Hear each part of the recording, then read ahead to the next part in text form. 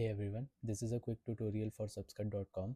It's a small video editor for short form content that leverages AI to add subtitles, transitions, B-rolls, audio filters, and a whole lot more to your videos. So first of all, when you sign up, you are going to come to this new Reels page on the dashboard. Now upload your video and wait for the AI to generate subtitles and find optimal places for transitions and B-rolls. It's generated now. You can choose a different style as well.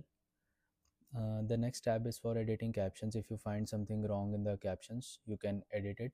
And the next tab is for adding beautiful filters to your videos, like we have teal and orange, cinematic ones, high contrast ones.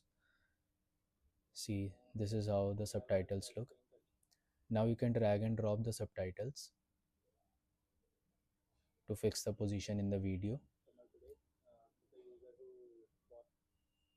The next tab is the AI tab. It gives you all the transitions that the AI has added to the video. You can choose to keep them or delete them as you want. So I will probably keep in a zoom and delete all the other ones, fade as well. Now you can add manual transitions as well if you want. Like if you don't like the AI transitions, you can add the manual ones here. I choose to keep the AI ones. Now next is the silence detector. It detects minute silences you have in your video, so that it can be removed once the video is exported.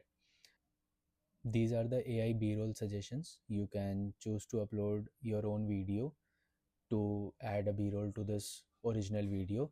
Otherwise you can have these manual b-rolls as well. You can choose the video file, set the duration whatever you want, and then it will be automatically added to your original video. Next is the audio tab. The audio tab has some preset audios for you to add to your video, or you can choose to upload your own track using whatever the track you may have downloaded. The next tab is the trim tab. It lets you cut or edit your video. If you want certain section to be deleted, you can choose to delete it. Let's say I have to delete the first 5 seconds of the video. I delete it, and now the video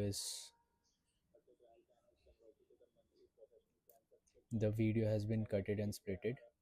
So yeah, that was it. Now you can choose the export settings, 60 fps and 4K resolution, and click export video, and it's done. Link is in the description or bio. Go check it out and let me know if you want any feature specific tutorials from me.